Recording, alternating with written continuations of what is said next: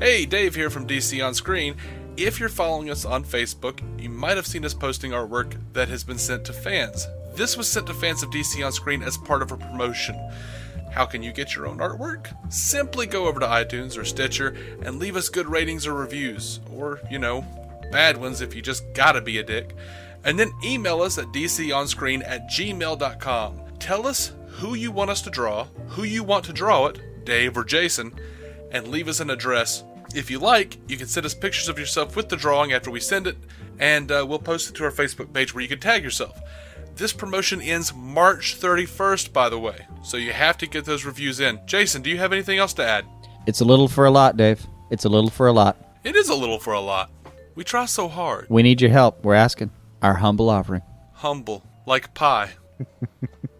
Anyway, man, settle back, listen to a brand new episode of DC On Screen starting right the hell now. Welcome in to DC On Screen, a podcast about the DC properties being brought to film and television. I am your host, David C. Robertson. This is my co-host, Jason Goss. Hi. And, also known right now as the other guy who actually liked this movie. I was about to say, we're still pretty perplexed that the critics hate this movie so much. But I'll be honest, man, I'm seeing tons of fans on Facebook and Twitter who love this movie. I'm with them, man. I mean, I don't even want to be apologist about it. I don't want to be like, oh, I mean, I know the movie's got problems and blah, blah. I'm not even down with that. Like, it's solid. Yeah, it has the same amount of issues I think most any other film does. But it's solid. Showed me what I wanted to see. Yeah. So, this is our news episode. Mm-hmm. We have one almost every week. Sometimes there's just not enough to warrant it. But I guess we're going to start off... a bunch of stars have responded to all the negative criticisms. Good. Jason Momoa, our DCEU Aquaman, posted on Instagram a meme that's been going around of the Bruce Wayne speech to Clark, except it's been changed. It says, critics who can't act or don't know comics are a bit hypocritical, wouldn't you say? Knowing every time their friend directs a boring movie, they write a puff piece review about a boring story. Maybe it's just the WBDC and me that have a bad history with people acting like clowns. Momoa says, he writes after posting this, bah ha ha ha ha, shit made me laugh. Just go have fun and watch. Just go have fun, watch and enjoy. Proud of WB and DC. There's a lot coming. A lot. Ray Parker, our cyborg, posted a meme with Bruce talking to Alfred, 20 years in journalism, how many good critics are left, how many stayed that way. They want the power to wipe out... the Justice League coming to defense of this movie. Right? It says they want the power to wipe out the entire DC movie slate and we have to destroy them. Right. Ray Parker writes, fans greater than critics, hashtag Borg life.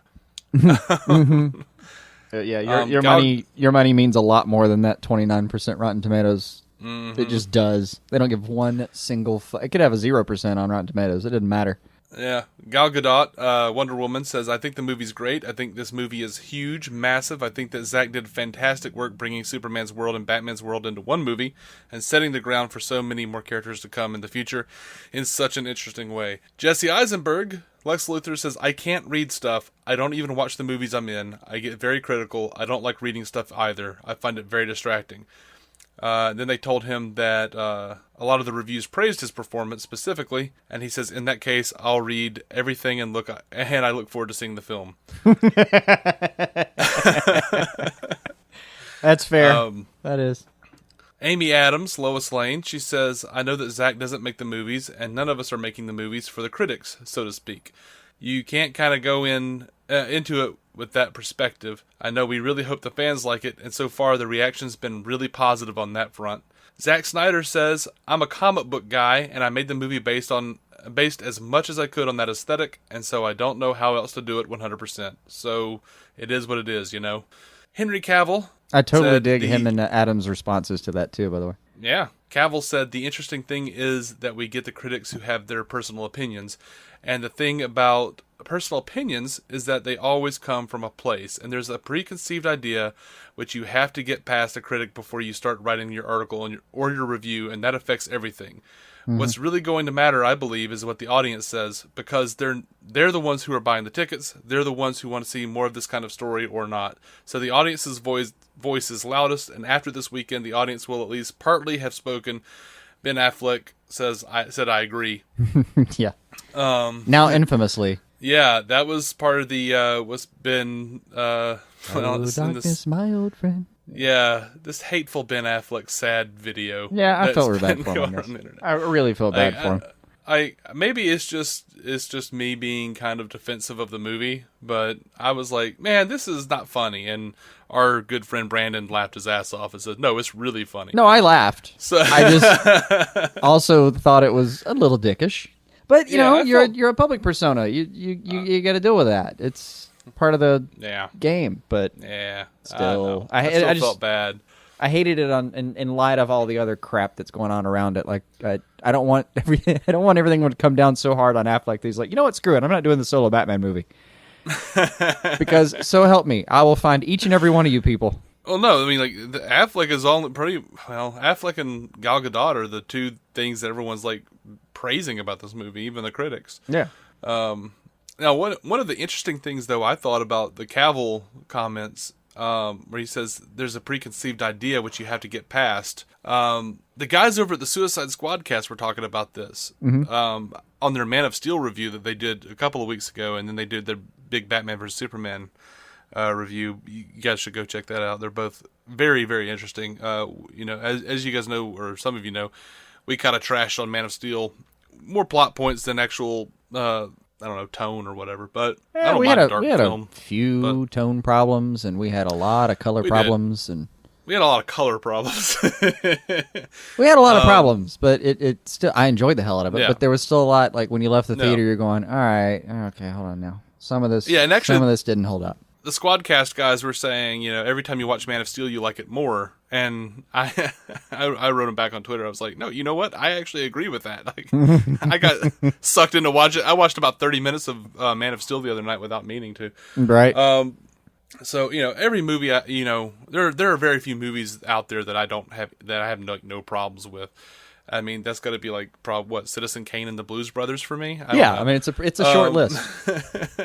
Not to say that there aren't problems with those movies. I just don't want to change the frame of them because I think they're perfect, even if they're flawed. Right. I mean, you know, for me, it's like Shaun of the Dead and Ghostbusters 1. Ghostbusters 1. Right. Yeah, both of those I would keep exactly the same. I'm not saying that this is like Oscar-worthy stuff. I'm just saying I love the hell out of them. And they were pretty tight. Yeah, and you know, like, but one of the things the guys at the Suicide Squad cast were talking about though is that the thing with Marvel is that, you know, a lot of these characters we've never really seen. They don't have a definitive version that people grew up with on the big screen. No, there's no Iron Man. You know, here you have to, you know, go up against Christopher Reeve and Michael Keaton. Yeah, and you have to go up against Adam West and George Reeves and I don't know, George Clooney.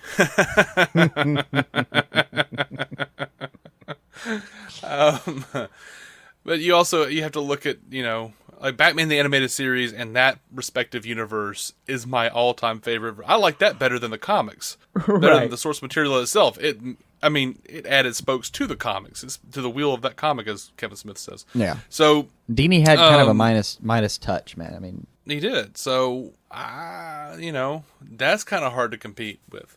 It is hard to let go of certain things, but yeah, there were a ton of people, and I've talked to people in my life personally that they came out of the movie, mind you, not just went into it, came out of the movie going, I don't understand why were Batman and Superman fighting, and you can tell, and like there are a couple people that have thought it was a plot problem. I thought it was a how the movie was built problem. And for those people, I've been able to have like a discussion about the movie itself. But there were other people that you could tell they went in and for 2.5 hours they had the idea that like, okay, when do I get to see the Justice League? Mm-hmm. And it never got out of their head. So when Mommy and Daddy were fighting, that's all it was. It was just confusing and strange, and they kind of left thinking like, okay, I don't understand. I thought they were supposed to be friends. Like they never had a chance at enjoying that film. It's funny that you keep referring to it, and you have since like episode 1 of this podcast. Yes, You've been referring to this as Mommy and Daddy fighting. absolutely. They just posted a review of Batman versus Superman over the Onion. Uh-huh. I think it was titled something like "Why Batman versus Superman will be deeply disturbing for the children of divorced parents." I could write that article for him, man. But something else Cavill said. He said that the audience's voice is going to be the loudest, and Yeah. after this weekend, the audience will at least partly have spoken. Well, this is Monday night, guys.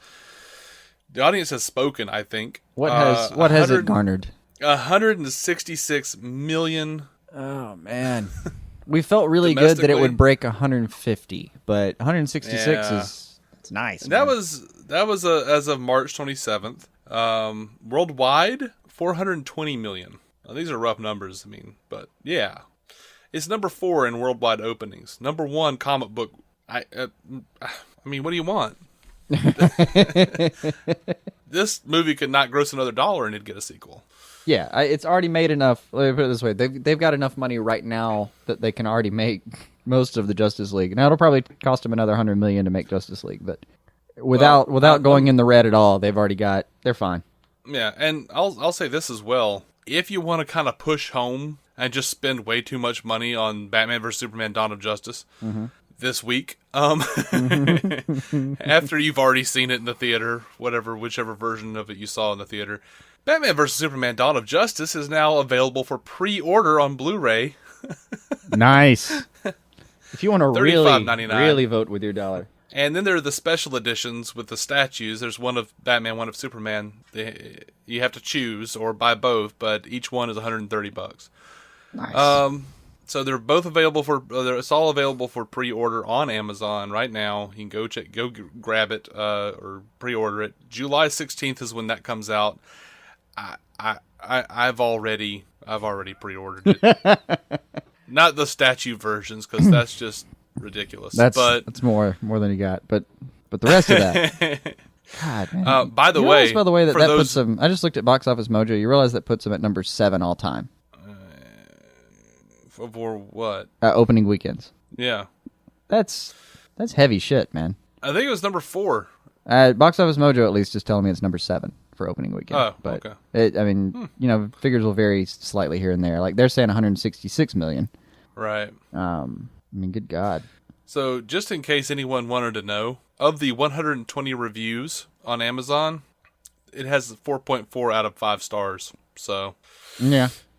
Yeah. And actually, IMDb had it listed pretty high. Let me see what it was. Well, IMDb is a bit of a controversy because apparently there were a whole bunch of like brand new accounts created that all get so many of the people who gave 10 out of 10 stars for Batman vs Superman were brand new accounts who had never liked anything before, right, or reviewed anything before, right. So I'm guessing they're just thinking. The controversy is Warner Brothers plants. Right. Which it might be. They really might. It's only like a 7.4. It's actually a pretty believable number right now on on IMDb. Yeah, and they're I actually like how they list their reviews because it's got like it'll give you the ratings from 155,000 users, and then it'll give you reviews from different things. But it's an amalgam thing, kind of like a Metacritic situation. I saw someone post a thing on a thread and was like, "All right, it's official, guys. CinemaScore gave it a B. You can no longer hide the fact that this is a mediocre movie." I'm like, I'll take a mediocre Batman film. Shit, man, I just got to do with the Nolan trilogy. I mean, if it has to be mediocre, I think it was way better than mediocre, but I mean, yeah. I feel like we're gonna have to do a bigger, more expanded show with some people and have a real throwdown with it. But I would like that. That would be fun. We might have to start a debate team style situation. We should have a final BVS review when the Blu-ray comes out with the full unrated right, or rated R version, I guess. It's sad we don't have time at the moment. We've got like 6 shows airing right now. Yeah, it'll be as soon as the shows finish airing, we'll hit that up. We'll give it like, okay. I'll have that bad boy the day it comes out. Right. So we'll have to carve out some time to go and just sit down with like maybe the guys from the Marvel Cinematic Universe podcast. Mm-hmm. Like, we can't really hash anything out with the guys from the Suicide Squad cast because they love it too. So. Sounds like a lot more fun though. Let's go have a fanboy talk instead. Right. Yeah. Oh, maybe we just double down, have those guys come over and be like, "Screw you." Right. But no. Like, even the show I do, the Entertainment Roundtable on the radio, everyone there was like, "I hated it." Yeah. I was like, "Wow, really?" Like, hate? Not just didn't like? Like, you actually hated it? Yeah. I mean, not everyone hated it, but they didn't give it good reviews. They didn't really care for it. Yeah. But I am I'm the comic book guy, pretty much. Like, me and Jacob Jacob's just like, I did not enjoy this movie. By the way, Jacob Raspberry, Jacob Raspberry and Steve West just started Screen Splosion, which is a new podcast. I'll put a link to it in the show notes. They are fun to listen to. Right. They are a friend of the show here, even if they don't like this movie. So I'm about to get into some real spoilers for Batman vs Superman. So I don't know. It's going to be a news segment, so I'd have to say just like click far ahead and scroll back. Yeah, I don't know. Can't give you like the 30-second mark we normally do on this one. Yeah. Warner Brothers put out they dropped a deleted scene from Batman vs Superman called Communion. Man, I wish this had been in the movie. I still don't know where it would have gone or what to do with it exactly. And I guess it's probably going to be in that R-rated version maybe, which I gather is kind of like R-rated / our deleted, some of the stuff we deleted. Well, okay. Yeah, I mean, I guess it's like a squad, like a, what do you call it? Like a, what do you call like a SWAT team coming in coming into the alien ship to arrest Luthor. Now, I mean, I have to wonder, how did they get in? Did Luthor just leave the doors open? There's a lot about that, and I'm not sure. Maybe it was just another damn dream sequence scene. I don't really know. Oh, I don't think so. I mean, it's a scene that shows how Luthor gets taken to jail, essentially, and they come into the Kryptonian ship. I really don't know. Did he just have everything open? I guess he could have, but anyway. Maybe. I mean, didn't Superman just like bust out of the side of that thing at some point? Maybe they just climbed in the hole that he left, or I don't know. Yeah, but Luthor. Let me put it this way: I'm also not willing to criticize it one bit until I see where it was supposed to go. Right. Importantly, though, is Luthor in the what would you call it, amniotic fluid? Yeah, I'm fine with that. Yeah, and he's Codex juice. He's communing, and you can tell that all of these things that he's communing with are only there sort of in spirit, just like how Lara was with Jor-El on Krypton with the I call them like the little push pin computer things. Mm-hmm. But it looked like. Well, whatever all that stuff, the imagery is made out of, the 3D imagery. But anyway, there are three it's mother boxes. I don't know what those things are. They remind me of the little things you did, like with the little box with the glass piece where you did your hand in it, Yeah, with the little pins. Yeah. But that's what it looks like. But there are 3 mother boxes. I don't know what those are called. There are 3 mother boxes, it looks like, and this giant horned creature, which many are speculating is Steppenwolf, General Steppenwolf of Apocalypse, having some sort of communion with Lex Luthor. And as the SWAT team comes in and points their guns at Lex, he comes out of his little trance, and the creature goes away. Mm-hmm. But something again, I'm gonna have to mention the Suicide Squad cast. The thing that I did not pick up, it did not occur to me, and I'm ashamed beyond ashamed that I didn't notice this. And it fits in perfectly with. Go ahead. Yeah, probably. We didn't mention it. You may have caught it. It fits in perfectly with Lex's bit at the end when he's in jail. Uh-huh. And did you notice that the thing that he was saying when he said the bell has been rung, he's coming, he's hungry, Superman's dead, whatever. Mm-hmm. He just starts going ding, ding, ding, ding, ding, ding, ding, ding. That's the sound a mother box makes. Oh, my. Wait, where have we seen the mother box, though, make that sound? In the comics. Okay. All right. It's usually either ding, ding, ding or ping, ping, ping. Gotcha. Okay, that's pretty good then. I was gonna be more disappointed with myself if it had been in the film somewhere. Like, I don't know, there aren't mentions of mother boxes, like that thing that Cyborg that Silas is dealing with. That's my best guess about what that is. But we haven't actually seen it. Oh yeah. That's been confirmed. That is confirmed. Okay, good. Fuck yes, Cyborg is made out of a damn mother box. Yeah, in the new New 52, he is actually a father box. Oh yeah. Okay. Yeah, but yeah, there's an actual connect. Yeah. Good. Ding, ding, ding. So yeah. Moving on. Again, spoilers for Batman vs Superman. On the Flash time travel sequence, Deborah Snyder says it wasn't in the script. As we started, then we worked on our script. I think we were in the middle of shooting, and we started working on the outline for the next movie and where they go. And Zack said, "Oh my God, let's add this moment that is going to pay off down the road, and we'll find out more information then." Apparently, it's the same with the Wonder Woman picture in the movie. They actually took that. They took a version of the picture, and then wound up replacing it in the middle of the movie, like while the movie was in post. Is that why it had the? Is that why it had the awkward, almost kind of like zoomed in shot of it? Well, I think so, but it's also like she says Zack is in the background as an extra in that picture. Good for him. But they actually decided to write that into the Wonder Woman script and say, let's show how we got this picture. So that's actually going to be in the movie, them taking the picture. Oh, I fully expected that. Yeah. I mean, was going to be downright disappointed if it was just a random picture and they didn't do a callback. Yeah. Yeah. So, apparently you can explore the Batcave in Bruce's house on Google Maps. That was kind of fun. Yeah, that was neat. I spent about 20 minutes looking around there. Right? We want to talk about Zack Snyder on why Batman kills. Yeah, absolutely.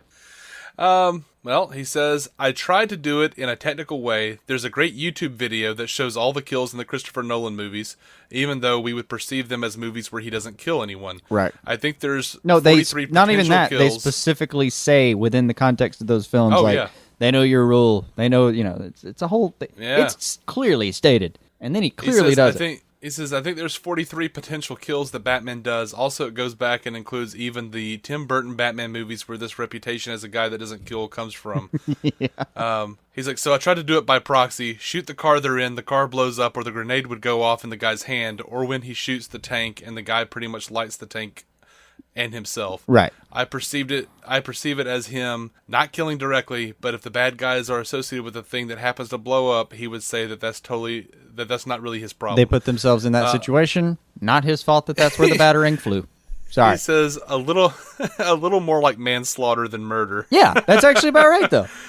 He says, although I would say that in the Frank Miller comic book that I reference, he kills all the time. There's a scene from the graphic novel where he busts through a wall, takes the guy's machine gun. I took that little vignette from a scene in The Dark Knight Returns, and at the end of that, he shoots the guy right between the eyes with the machine gun. One shot.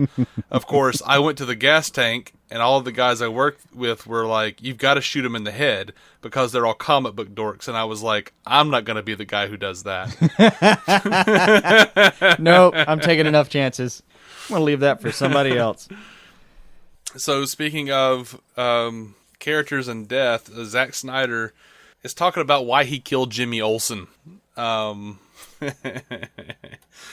Oh, everyone's freaking out about this online because they didn't apparently. Most people didn't notice that this was Jimmy Olsen. I myself didn't until I had to go double check. And didn't occur to me. Yeah, didn't occur to me at all. So I was like, okay, dude, yeah, great. The photographer named Jimmy in Africa apparently was Jimmy Olsen. So they said they asked him why they killed him off so quickly, and he says, Zack Snyder says this, we just did it as this little aside because we had been tracking where we thought the movies were going to go, and we don't have room for Jimmy Olsen in our big pantheon of characters. But we can have fun with them, right? See? Yeah, that works for me. Yeah. According to the director, Olsen's scene was originally much longer and will feature in the Ultimate Edition on DVD. He says he comes up to her and he goes, Lois Lane, I'm Jimmy Olsen, photographer, obviously. I've been assigned to you for this mission. But it turns out that Jimmy is a spook for the CIA. Mm-hmm. It just wasn't a big point for me, even when it was. Someone had to point out later, like that was Jimmy Olsen, and then me and you were we're still looking it up to be sure. Like, hey, Right. man, my official stance is shrugged shoulders. Look, man. I like Jimmy Olsen, but he's not that integral. Let him go. I don't see it outside the realm of possibility that Jimmy Olsen, given everything that we know about the character, I don't see it outside the realm of possibility that he would get in league with the CIA. Hell, we're over in Supergirl watching James Olsen work with the DEO. Right. He's fine. So, he doesn't, I mean, and we're like, piss off. like, there's a lot of people like there's a golden age sentimentality to it where people still want the bow tie and they still want like the little brother aspect to Superman and all that. But Right. that's gone. I mean, it's gone. Like, Superman's not being approached from that angle in this movie. So why are we waiting on Jimmy Olsen to show up in a bow tie? Yeah, and I don't know. There's a lot to be said for the. I really do. I enjoy. I think the idea more than any execution. I have enjoyed the idea that Jimmy Olsen is Superman's pal. But at the end of the day, even in Superman the Animated Series, I was bored by that character. Yeah, he is like the epitome of he's the boy blunder. But that's all he is. Like at least with Robin, when he gets kidnapped, when you show up to help him out, all you got to do is get one hand loose, and he can take care of the rest of himself and many henchmen before he's done. Hey, and look, Jimmy just gets kidnapped. That's it. Yeah, I understand that Jimmy Olsen is one of these he's one of these sacred cows that don't make any sense. Like he's a character even me when Man of Steel was coming out, I was like, no, why would they make him Jenny Olsen? Well, they never even said her name was Olsen. No. So no, absolutely not. Also, I mean, whatever. I didn't see her in this film. Did you? She was there. Was she there? Jenny was there. Okay. Absolutely, how about the balding guy that was a little bit rapey? No, I'm sorry. That's going too far. A little aggressive with his workplace flirtations. I didn't see him, but yeah, Jenny was definitely there. He finally got fired for, I assume, sexual harassment. Yeah. But yeah, Jenny was there, and Jimmy he's a sacred cow character. He's never been terribly interesting. I don't know. He's hell. The most interesting he's been is what he's doing on Supergirl right now, and even then, I don't find him that interesting. So I mean, I really dig him on Supergirl at the moment, but that's honestly, him getting fleshed out. They don't have time to do that with all this. Out. We're doing title films and Justice Leagues. We don't have time to deal with Jimmy Olsen. Some of my favorite stuff with Jimmy Olsen was honestly The Dark Knight Returns, where he's almost like a Fox News commentator. Yeah. Oh my gosh, look, we're as a comic book fan, and you might as well get freaking used to it because this is what we're dealing with. The comic books, the movies, the television shows, they are all going to be dealing with the multiverse. Some things are going to happen a little differently. I know. I'm sorry. There are idealized versions of these things that I would like to see. I want the world to understand why I like such and such a thing. Right. And sometimes it's just not going to happen for us. It's just not. I mean, some of the best comic book stories I've read happen in alternate universes. Superman Red Sun, where he crash landed in Soviet Russia. Right. I mean, Lex Luthor was a CIA agent working on the Green Lantern Marine Corps in that movie just to fight Superman. They were both fighting for the affections of both countries were fighting for the allegiance of the Themyscirans. There's also a series called The Nail, Justice League The Nail, and that was a world where Superman was never even discovered by the Kents, and how the world progressed without there being a Superman. Mm-hmm. So, and that was one of the best things I've ever written. That was an Alan Davis joint. So, you know what? I'm good here. I see no reason to. I mean, that is having a little fun with it. And to be fair, no, let me ask you this. It's rhetorical almost, but would it be fair to say that this movie is based more than any other book on The Dark Knight Returns? In some aspects, there's some visuals from it, but sure. It's its own thing, really. It's got some Kingdom Come in there. It's got some has a little bit of that too. It's got a mixture of a lot of these things, but what my point is it's the verses part, and that's the conflict between them is the primary the focus of the movie, and that was a graphic novel outside of the actual numbered system. It was an Elseworld. Yeah, absolutely. Why are we complaining about stuff being derivative of stuff that's derivative anyway? And, to jump back to a Man of Steel qualm, man, I still have a problem with Vice President Pete Ross being the manager of an IHOP. Yeah. But, I mean, I mean, what are you gonna do? I don't know. Yeah. We expressed many problems with that. Not the least of which is.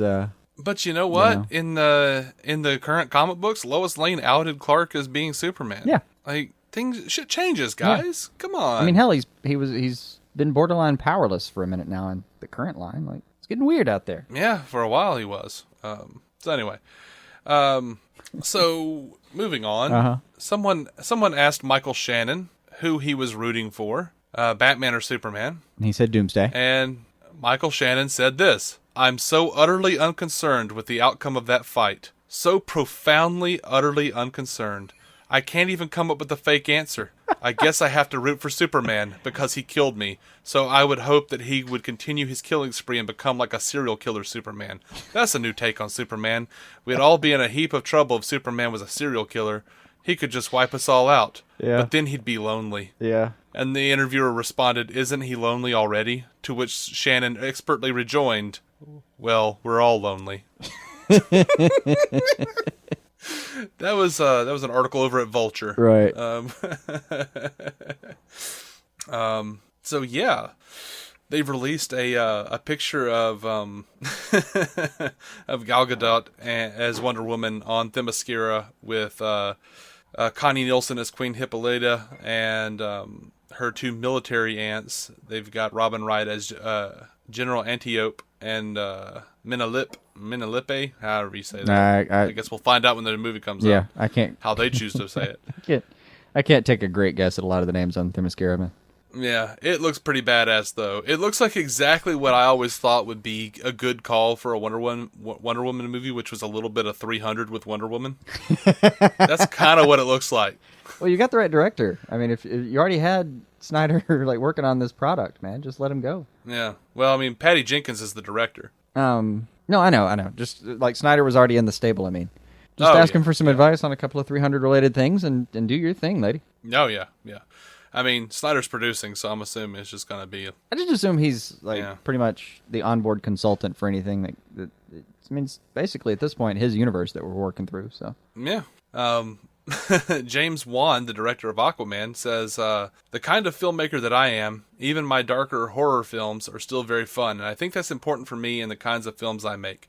The film I'm here to present, Lights Out, is a horror film, and I think Aquaman is a character who has, been made fun of a lot over the years, and I think it's kind of fun to show a really different, cool, badass side to this character. But at the same time, let's not forget to have fun with it." Mm-hmm. So yeah, he was presenting some other movie, but he was talking about how he's going to have fun with Aquaman. So okay, good. That's good. I'd just like to see him to be taken seriously. That'd be a huge step.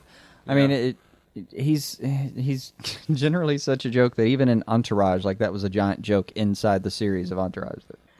It just he deserves better. So so two new teaser trailers have dropped for the Batman Lego movie. Yeah. They were pretty fun. They are. They absolutely are. Will Arnett's hushed take on him is just fascinating. Will Arnett's a funny dude no matter what you do with him, though. So yeah, he's good. He's good. It's a little weird for me to. I know it came later, but it's a little weird for me to hear BoJack Horseman coming out of Batman. But whatever. You've retconned the voice in your head. Yeah. A little bit. But then I also hear Job. I just expect Batman to be like, right. I hope they do that. Do a nod to that at some point. He's got. That'd be fun. Yeah. He's got plenty of time. These movies, you can get away with that kind of stuff. Go for it. Mm-hmm. Hell, you can have a little BoJack Horseman-shaped Lego walk around in the background at some point, and it would be so different looking that there's only a few people that would go. But yeah, it doesn't show a lot in those in the trailers, but they're fun. Go check those out. I'll put a link in the show notes. Jumping over quickly to television, WWE's Eve Torres Gracie is apparently going to be playing Maxima on Supergirl. Nice. In the April 11th episode, wait for it, Myriad. Good. Good. Good. It's about time we got to that whole Myriad situation. I can't speak for Eve Torres Gracie's acting ability. I don't know anything about her except that she was on WWE. And I don't watch that, so I don't know.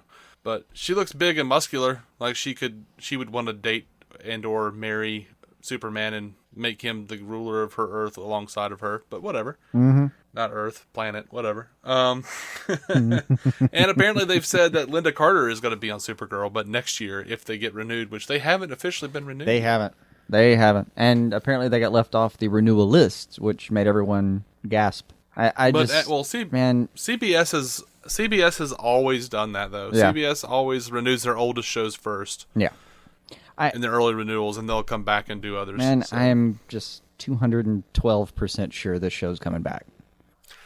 You know, it's lost a fair amount of ratings. It's got enough. They've lost half their audience. Oh, from their start? Yeah, but their start was unreasonable. It was like 13 million or something. It was. That was not a tenable amount of viewers. I feel like that happens. You normally have to have like two cities play a football game to get that kind of viewership, man. It's like the first episode of anything, people are like, "Oh, cool, new superhero. Let's see what that's like." And then they see it, and they're like, "Oh, it's a show about superheroes." I'm like, "What did you expect?" No, I think like it went from like 13 to like 7 or something. And I think there was like 13 million people were like, "Oh, Supergirl's on TV. Let's see what it's like." And then 5 million of those people didn't come back the next week based on like, "Oh, the show's on CBS." That's not going to work for me, and they're out. I honestly believe that there's a large faction of people who go, "Oh yeah, that looks good," and then they watch it and go, "Oh, it's about superheroes." Like I'm like, especially based on some of the problems that people are having with Batman versus Superman. I'm just like, why did you expect something other than superheroes? They're superheroes, right. Like, we want our heroes bright and cheerful. Then over at Marvel, they're like, why do all the heroes have to be bright and cheerful? Oh yeah, and it's funny. I saw one of the like early positive reviews for Civil War, and I forget the phrasing exactly, but it said like one of the critics' reviews was like it's a really entertaining movie, but emotionally it's really heavy. And then they used that as one of the reasons they liked the movie. I was like, what? I was like, why? It's almost precisely how I've described BVS to a couple of people. What's going on here? Yeah, that's what they're using. A lot of the reviewers are actually using to bash BVS. Is like, it's emotionally exhausting. Well, hell yes, it is. Yeah. Again, mommy daddy fighting. I keep going back to it because it's right. One of the most legitimate complaints I've heard about Batman vs Superman and Man of Steel, they were like, without mentioning the comics, the animated series, or any other thing that's ever happened, explain to me why Superman and Lois love each other. I'll wait.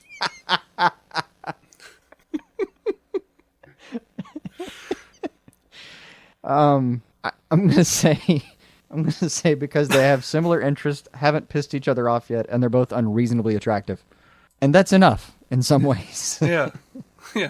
Listen, and being unreasonably attractive, I know happily married people that have less going on in their relationship than those two. Well, I was the wrong person to read that anyway, because I've never liked Lois Lane as a character. Always liked her. Plucky little thing. The only version I really ever cared for was the Dana Delaney version in TAS. Yeah, that was pretty good. Also, the voice on that. I always loved her voice. Yeah. Just a good solid voice, man. Matters. By the way, Dana Delaney is in her 60s, and she was on a talk show, and I don't recall which one it was. But they were talking about how young she looks, because she looks like she might be in her 40s. And they were like, "Oh, is there someone special in your life?" And she was like, and I swear this is what she says. She says, "I've taken a lover." And she very like succinctly like lays out like what exactly that means. Like, she was, I think, in Paris, and she met this guy, and they started up, and like she's decided to take a lover, and it was all so adult and so strange to hear Lois Lane saying these things. Yeah. Because her voice didn't change. She still sounds like Lois Lane. I have that problem sometimes. Like, Paget Brewster does a lot of voice work, and she always sounds like her. Mm-hmm. And this is a problem I have every now and then when like I'm watching some animated version of her, and all I can hear is like, it's like, no, I'm sorry. I know you're trying to play this serious, but I watched Andy Richter Controls the Universe, and I know you're a funny girl. So I'm sorry. I'm waiting for a punchline here. That's my fault. I know that. Yeah. She was on like Gods and Monsters playing some scene very seriously. I couldn't deal with it. I had the same reaction to Katie Sagal on Lost. Yeah. like I watched her for innumerable years as Peggy Bundy, Right. and then weekly for a long time on Futurama, and just constantly waiting for the snark. Yeah, like I never watched one episode of Sons of Anarchy and a huge chunk of that I freely like. First of all, I'm not all that interested in like motorcycle gangs and that. It's just not a thing I care about really. Never an aesthetic I was particularly into. But past that, I'm like, no, Leela wouldn't hurt anybody that didn't deserve it. You didn't watch her enough as Peggy Bundy. No, I didn't say she wouldn't emotionally abuse someone. Oh, Peggy would do more than emotionally abuse somebody. somebody. Would she? I didn't remember actual DV in that show. But yeah, she, violence is violence on Married with Children. It's always either off screen with someone screaming, or you see someone pretend to toss someone, and then it cuts to like a mannequin doll flying through the air, right, and going behind a couch where the actor would pop up and be like, "What did you do that for?" Right. All right, guys, that's gonna do it for this episode of DC on Screen. I really hope you enjoyed the show. Thank you for listening.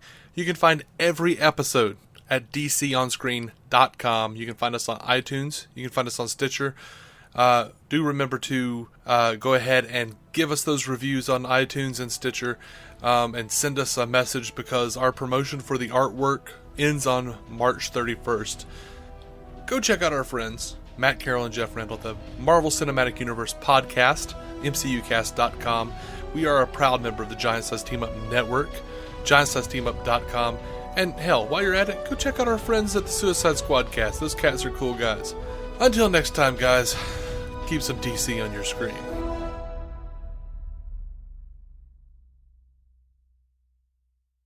Judy was boring. Hello. Then Judy discovered ChumbaCasino.com. It's my little escape. Now Judy's the life of the party. Oh, baby, mama's bringing home the bacon. Whoa, take it easy, Judy. The Chumba life is for everybody. So go to ChumbaCasino.com and play over 100 casino-style games. Join today and play for free for your chance to redeem some serious prizes.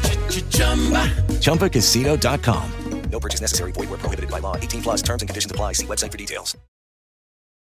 Here's to choice, to making your voice be heard, to getting exactly what you want, especially when you eat. At Subway restaurants, you choose your freshly baked bread, meats, cheese, and veggies to make a sub that's just right for you. Come in and create yours today. Subway, eat fresh.